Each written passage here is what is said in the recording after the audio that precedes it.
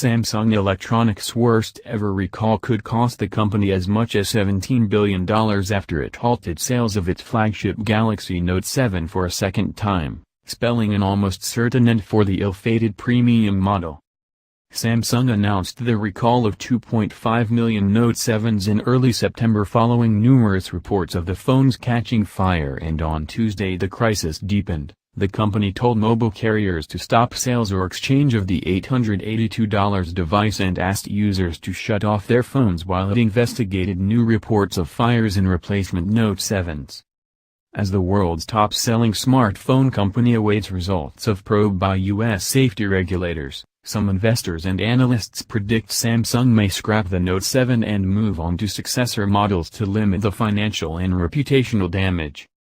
In the worst-case scenario, the U.S. could conclude the product is fundamentally flawed and ban sales of the device, said Song-Myung Sub, an analyst at High Investment Securities. If Samsung stops selling the Note 7s, that will translate into lost sales of up to 19 million phones that the firm was expected to generate during the Note 7's product cycle, according to analysts. That would equate to nearly $17 billion in lost revenue, based on a Reuters calculation of the cost of the phones.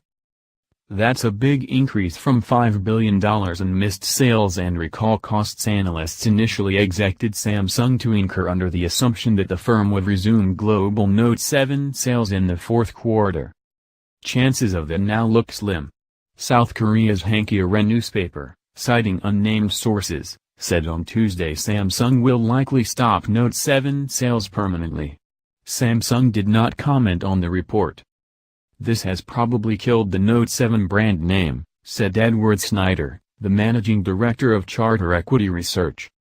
By the time they fix the problem they have to go through recertification and requalification, and by the time that happens, they're going up against the Galaxy S8 launch. Wider problem. Samsung has already temporarily halted Note 7 production, a source familiar with the matter said on Monday. That could lead to a write-down in inventory in the event Samsung has to end sales entirely.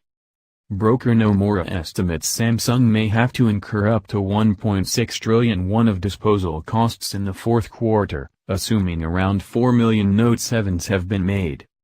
For Samsung, with a market value of $235 billion and $69 billion in cash and equivalents at the end of June, the loss of sales of one model could be absorbed.